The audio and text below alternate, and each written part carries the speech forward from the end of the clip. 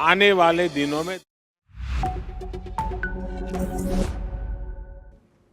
Hello and welcome. I'm Asima Katauka and you are watching NewsX World. Let's take a look at some of the top stories.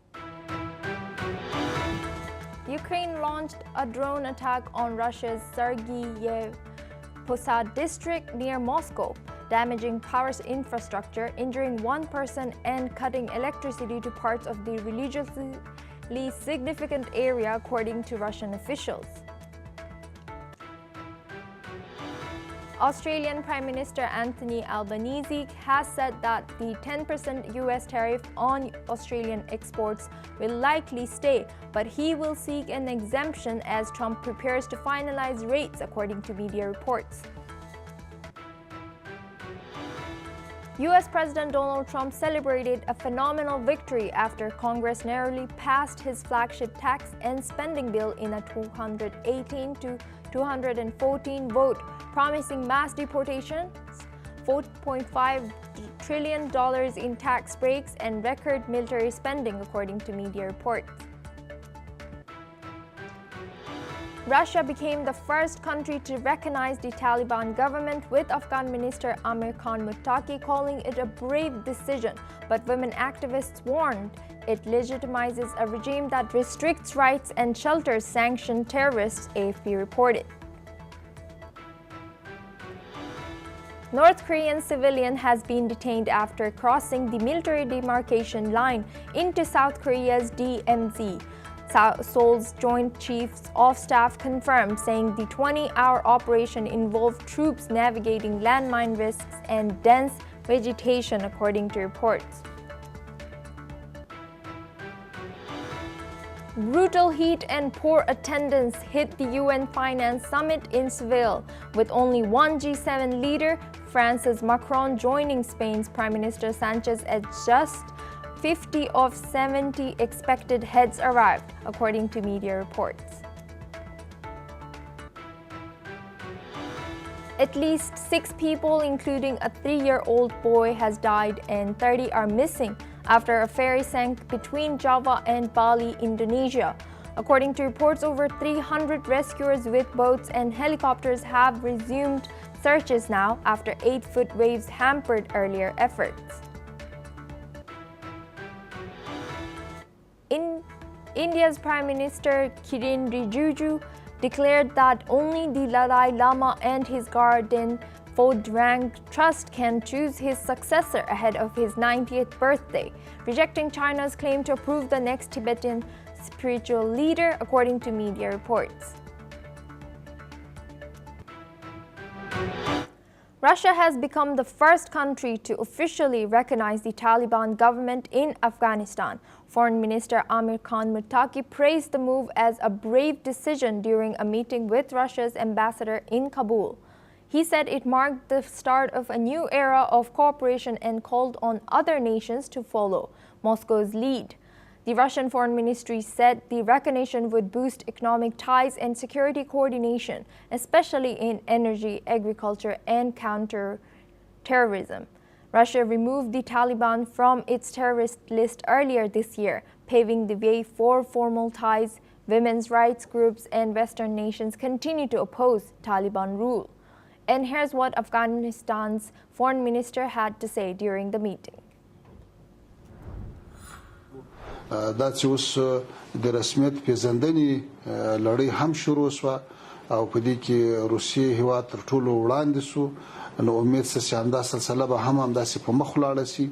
موږ د دې هرکلی کوو، دا یو ډېر مثبت اقدام بولو. له دې سره به د موږ او د روسیې فدراسیون تر مابین اړیکې نورې هم پراخې شي او Now we are joined by guests for this discussion, Patrick Payne. He is a strategic and international affairs expert. Thank you, Patrick, for joining us. Does Russia's formal embrace of the Taliban strengthen regional counter-terrorism cooperation, or does it risk legitimizing extremist governance and networks across Central and South Asia, according to you? Well, good morning. My name is Patrick. Secondly, let's put it this way: like, see, when it comes to issues about ethics and integrity and propriety, there are several examples across the world where the West has done the same thing. The Americans took away the sanctions from the present Syrian regime and its head, al-Jolani, who was an ISIS, one of the top man of ISIS in Middle East. And US went ahead and recognized his government and rescinded all the charges and the bounty that was on his head. So from that context, the West at least should not have any authority to question what Russia is doing. I think Russia's diplomatic engagement with Taliban does not mean that Russia endorses the Taliban's stand on women education or being against women education as Taliban is. I think the issue comes from quite a bit of desperation and urgency, primarily because Taliban is the most potent force in that region to counter ISIS. And ISIS has been trying to infiltrate into Central Asia and eventually into Russia, because the ISIS believes, as per my understanding, is that the reason why they got defeated in Syria in the previous decade is because of the Russian interventions in favor of Bashar al-Assad regime. So the Russians do have a security concern and a threat coming from ISIS in the middle of a conflict that they are already in against Ukraine, which is backed by NATO. Russia doesn't want major problems coming up from ISIS, and if the ISIS wants to spread its footprint across Central Asia and Russia, it has to go through Afghanistan. That is where Taliban is resisting, the growth and proliferation of ISIS, and that's probably one of the most important reasons why I think the Russians have gone ahead, engaged with diplomatic relation with Afghanistan, and I would not be surprised if Russia also provides Taliban with cutting-edge air defense systems, because Taliban government in Afghanistan doesn't have air defense system against some of the air raids that Pakistan has been doing inside Afghan territory in the name of fighting against terrorism. Back to you. Thank you, Patkrit. You will stay with us as we stay on this topic. Ukrainian President Volodymyr Zelensky says he hopes to speak with U.S. President Donald Trump on July 4th, amid reports that Washington is halting some weapons deliveries to Ukraine. Speaking from Denmark, Zelensky said American support remains crucial, especially for systems Europe does not have, including missiles for Patriot air defense. He added that Ukraine is counting on continued U.S. assistance to fight Russia.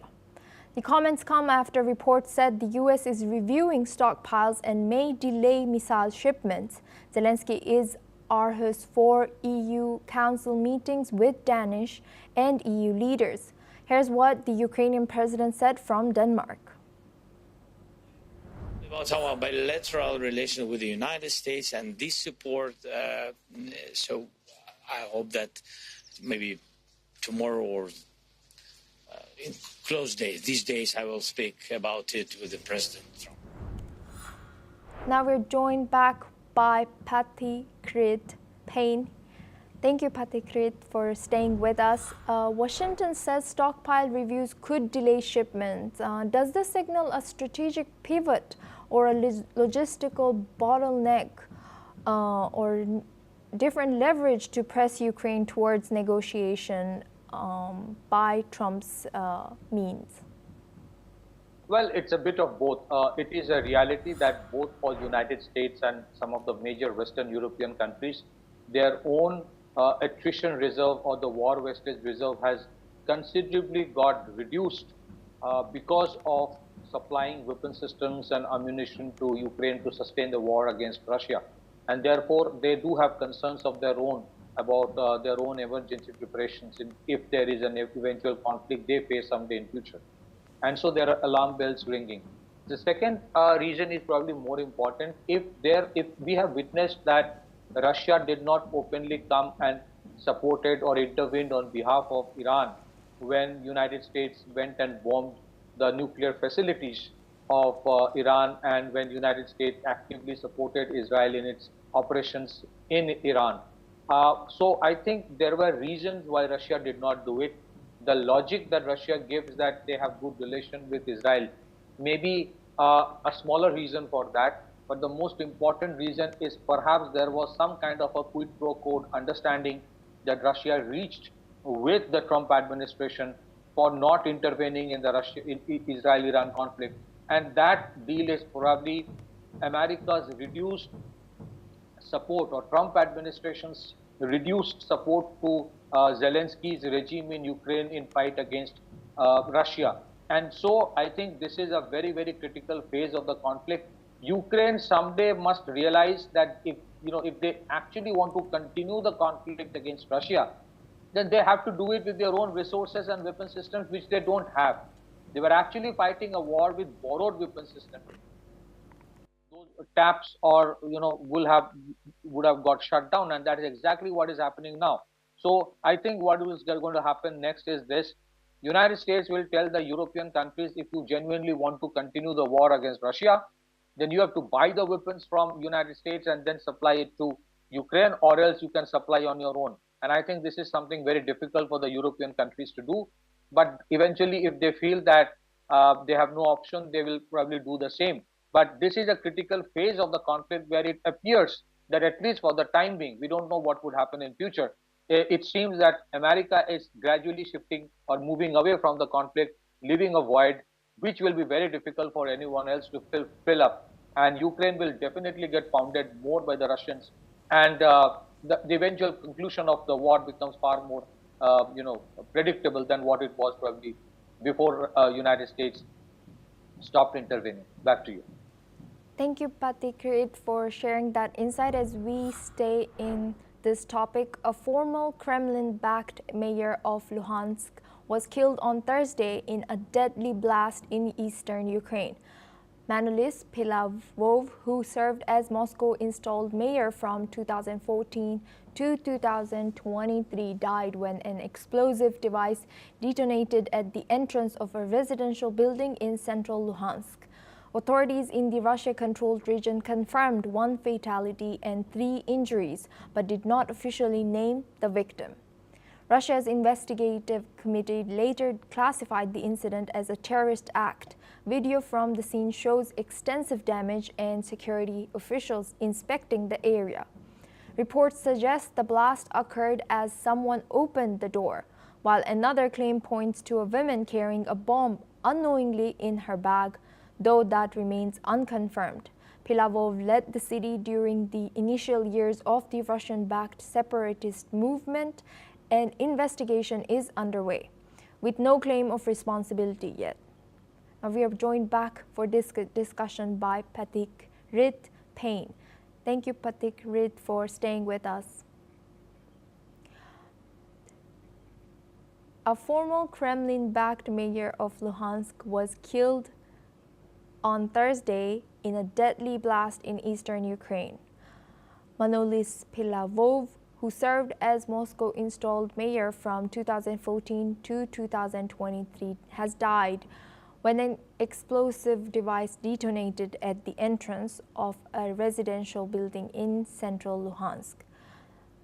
Nobody has claimed for this action yet. Authorities in the Russia-controlled region confirmed 1 fatality and 3 injuries, but did not officially specify or name the victims. Russia's investigation committee later classified the incident as a terrorist act. Video from the scene shows extensive damage and security officials inspecting the area.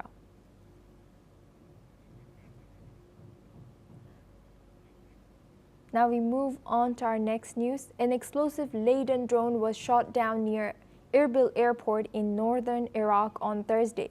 Kurdistan's counter-terrorism service confirmed the interception in a brief statement.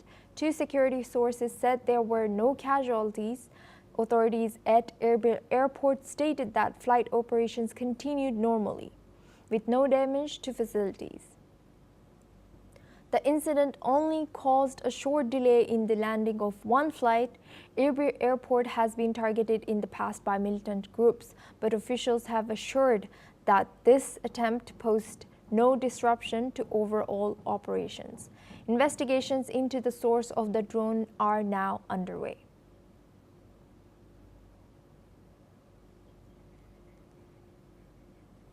Now we move on to our next news. Tensions are flaring once again in Lebanon after an Israeli drone strike hit a vehicle on a busy highway just south of Beirut, killing one person and wounding 3 others.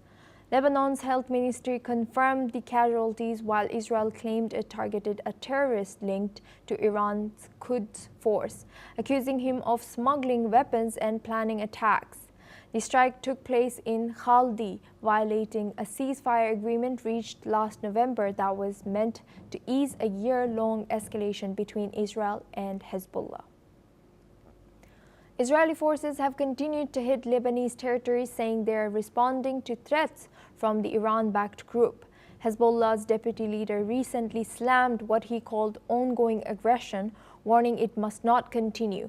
Under the ceasefire deal, Hezbollah was to withdraw north of the Litani River, while Israel agreed to pull out of South Lebanon, but Israeli troops still remain in at least 5 strategic locations, keeping the border region on edge.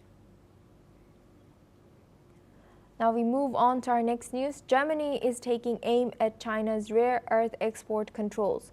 Foreign Minister Johann Weidpool criticized Beijing on Thursday for what he called unilateral and not very transparent restrictions.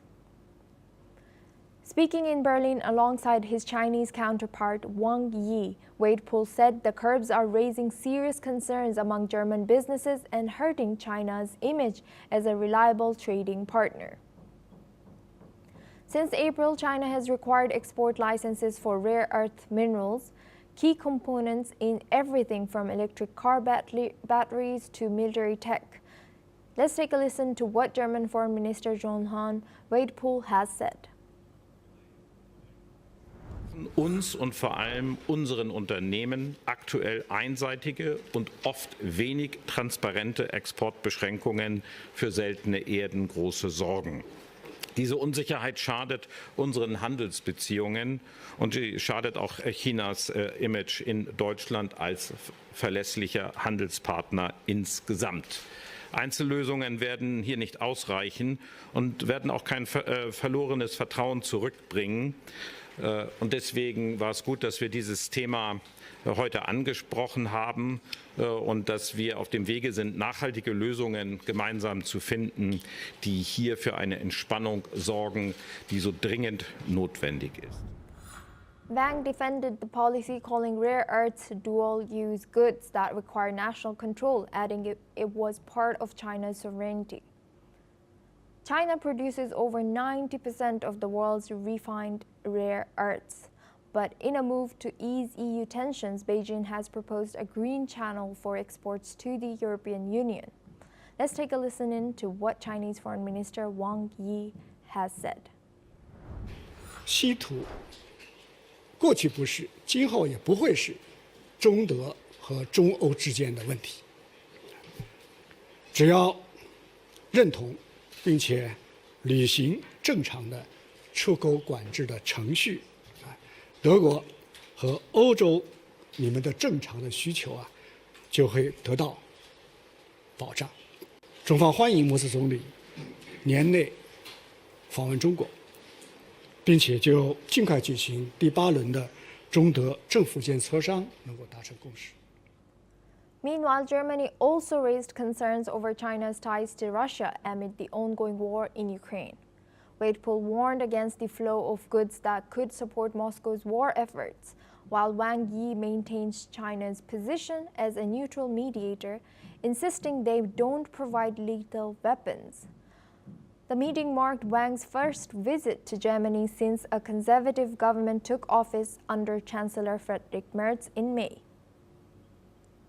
The Chinese minister's European tour also includes France and the EU headquarters in Brussels, where he is looking to balance relations amid rising competition with the US. Weidpool concluded by stressing the need for stronger Germany-China cooperation to face global challenges together. Now we move on to our next news. The Trump administration is preparing to nominate a new Federal Reserve chair this fall. Treasury Secretary Scott Bessent told CNBC there are a lot of good candidate to succeed Jerome Powell and that the process will begin after Labor Day. Besant, who is seen as a possible contender for the role himself, said he's happy in his current job but didn't rule out the possibility of a dual role. Although legally, the Fed chair must focus solely on the board's business. He also warned that if the Fed doesn't act now, a potential interest rate cut in September could be even larger. The Trump administration maintains that recent tariff hikes haven't driven inflation, with Besant calling them the dog that didn't bark. President Trump has repeatedly criticized Powell and urged him to resign, but legally cannot fire him over policy disagreements.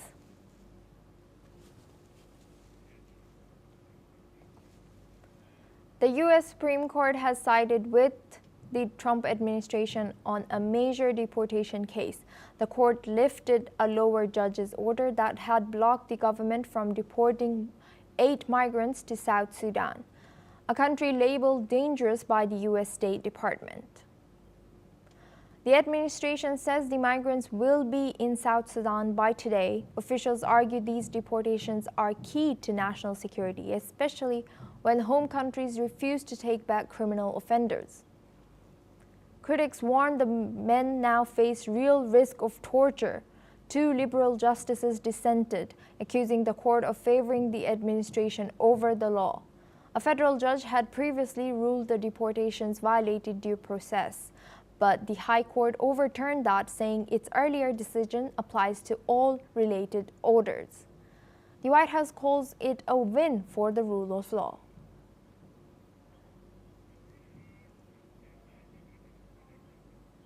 Now we move on to our next news. Mercosur leaders met in Buenos Aires to strengthen trade ties amid global tensions.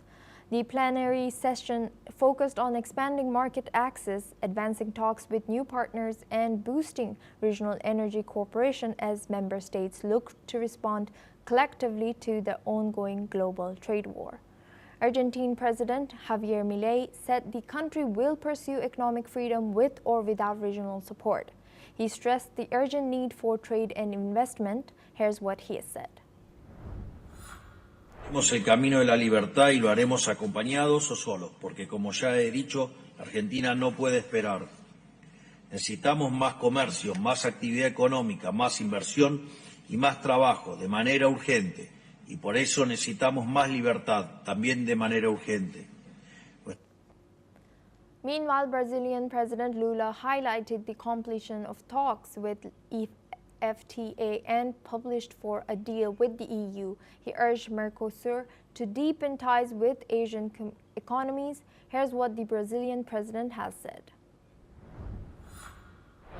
De o Mercosul olhar para a Ásia, centro dinâmico da economia mundial. Nossa participação nas cadeias globais de valores se beneficiará de maior aproximação com o Japão, China, Coreia, Índia, Vietnã e Indonésia. On the other hand, Uruguay's president called for continued talks with partners like the UAE and El Salvador, and revival of talks with South Korea and Canada. Let's have a look. Confiamos en que durante el segundo semestre se continuará avanzando en las negociaciones actualmente en curso con los Emiratos Árabes Unidos y con El Salvador. También entendemos que es tiempo de retomar las negociaciones con socios relevantes como Corea del Sur y Canadá. As for Paraguay, its leader expressed frustration over slow progress and backed plans to boost energy links, including a gas pipeline from Argentina. Let's listen in to the president of Paraguay. Yo quiero decirles que no estoy satisfecho. No estoy satisfecho con los avances que hemos alcanzado hasta ahora. Quisiera que podamos avanzar muchísimo más. Estamos siempre diciendo que celebramos los avances, pero no terminamos de concretar esos avances. Now we move on to our next news. Indian Prime Minister Narendra Modi touched down in Trinidad and Tobago on Thursday, launching a 2-day state visit to the Caribbean nation, his first since taking office in 2014.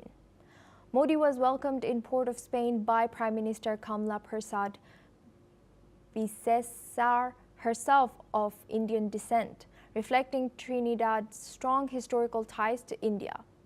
More than a third of Trinidad and Tobago's population of 1.4 million trace their roots to India. Many descended from Indian laborers who arrived between 1845 and 1917. Modi will meet President Christine Karla Kangaloo and address a joint session of parliament. He is also expected to receive the nation's highest honor, the Order of the Republic of Trinidad and Tobago. His visit is part of a broader Latin American tour with stops in Argentina and Brazil still ahead. Earlier this week, Modi visited Ghana, outlining plans to boost India-Africa ties. The visit has sparked praise from Trinidad's Hindu leaders, but the country's largest Muslim organization has criticized the decision to honor Modi, citing his human rights record. The Prime Minister will head to Namibia before wrapping up his international tour.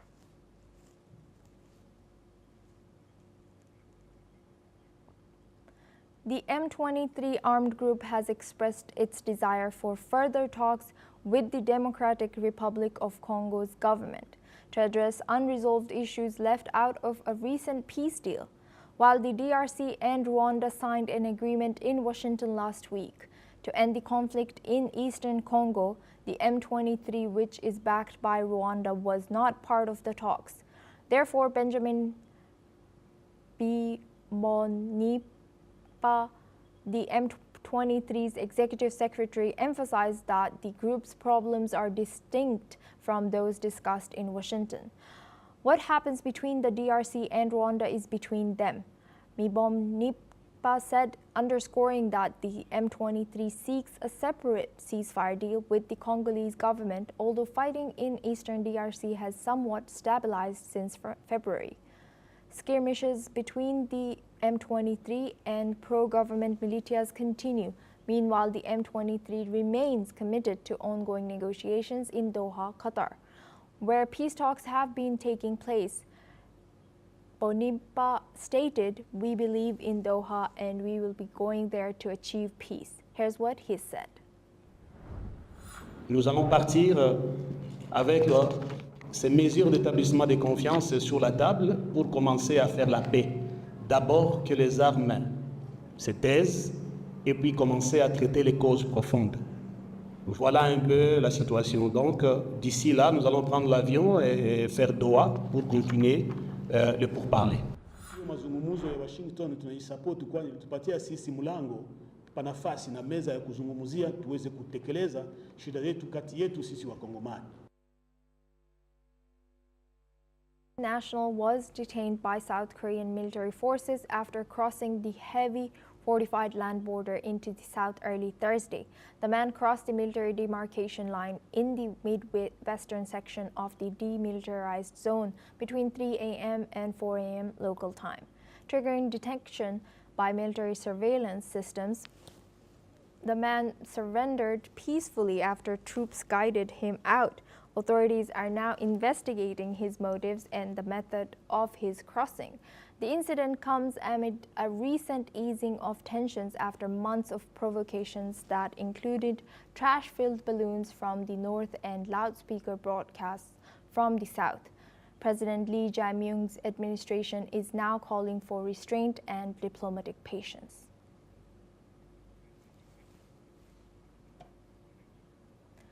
Wildfires continue to ravage western Turkey for a seventh straight day, claiming a second life in Izmir province. A backhoe operator died when fighting the flames in Ödemiş, just days after an 81-year-old Bedridden man perished when fire engulfed his home.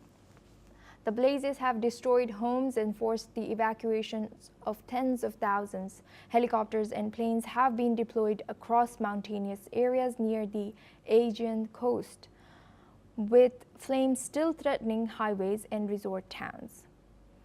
A group calling itself Children of Fire has claimed responsibility for setting dozens of fires in 6 Turkish cities. They say they're linked to the outlawed Kurdistan Workers' Party. the PKK, though the group has not officially commented. Turkey's interior minister confirms around 200 homes were damaged and temporary shelters have been provided. Authorities say climate-driven conditions, including strong winds and high temperatures, are making containment extremely difficult. Now we move on to our next news. A violent attack on a high-speed train in southern Germany has left 4 passengers injured. The incident took place Thursday on board an ICE train traveling from Hamburg to Vienna, near the Austrian border.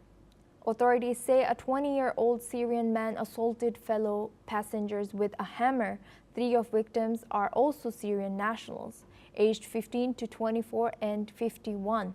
A 4th victim, aged 38, has not been identified. The suspect was overpowered by other passengers before being arrested. He sustained serious injuries and is now in police custody at a local hospital. The train carrying around 500 people was brought to an emergency stop near Strasbourg. Passengers were then transferred to a station where emergency teams provided medical and psychological support. The rail line was temporarily shut down. The motive for the attack remains unclear, and authorities are continuing their investigation.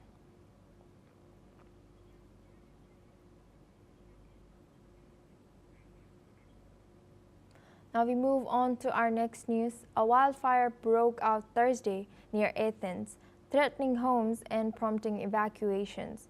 As Greece struggles with escalating summer fire risks, the fire erupted in the suburbs of Pikermi, just east of the capital, forcing authorities to evacuate 3 settlements. Over 100 firefighters raced to the scene, but their efforts were hindered by gale-force winds and dry conditions.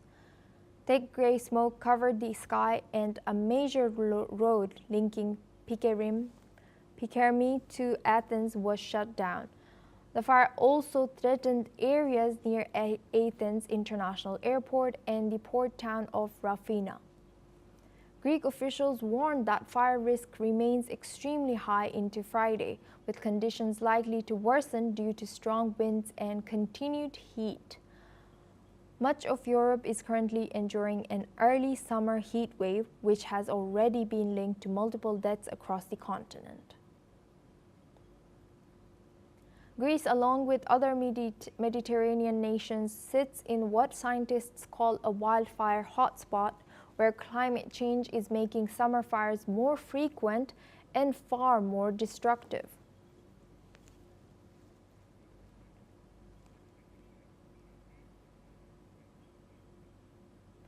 Now we move on to our next news. Actor Michael Madsen, best known for his roles in Reservoir Dogs and Kill Bill, has died at age 67. Following a cardiac arrest, Madsen was found unresponsive in his Malibu home on Thursday morning and was pronounced dead at 8:25 local time, 8:25 a.m. local time. The Los Angeles Sheriff's Department confirmed no foul play is suspected. Madsen had a prolific career with over 320 credits working with director Quentin Tarantino and starring in films like Thelma and Louise and Donnie and Brasco. At the time of his death, he was excited about upcoming projects including Resurrection Road and Cookbook for Southern Housewives.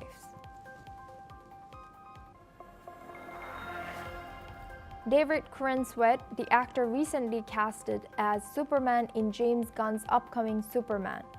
Legacy revealed that he initially thought the casting offer was a prank. In a recent interview, Corenswet shared his disbelief when he first received the news, admitting that he didn't believe it at first. However, once the reality of the role sunk in, the actor embraced the challenge of playing the iconic superhero. Director James Gunn's decision to cast Corenswet has generated much excitement as fans eagerly await the next chapter of the Superman saga. Brad Pitt, despite starring in one of the biggest summer hits, has expressed his reservations about the current Hollywood focus on franchises. Speaking on the New Heights podcast, Pitt admitted that his generation of actors was a little more uptight and reluctant to sell out compared to today's younger talent, who often chase superhero roles. While he appreciates their creativity, he warned that getting caught up in franchises could harm an actor's longevity. Rapper Mello Books is devastated after a mass shooting outside her Hollywood album release party in Chicago left 4 dead and 14 injured. The shooting occurred around 11 p.m. when a car fired on partygoers outside artist's restaurant and lounge. 2 men and 2 women, including Buck's boyfriend and best friend, were killed. Buck shared her heartbreak on Instagram, posting emotional tributes to her loved ones. "My heart is hurt so bad," she wrote. Authorities are investigating, with 3 people in critical condition.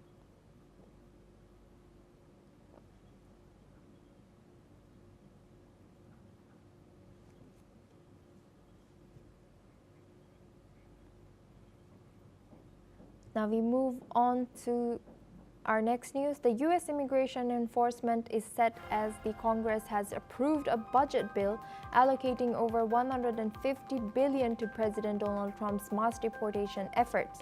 This funding, expected to be signed into law by Friday, will primarily support the Department of Homeland Security and its enforcement arms, including Immigration and Customs Enforcement and Customs Border Protection. This enables heightened border security and mass deportations.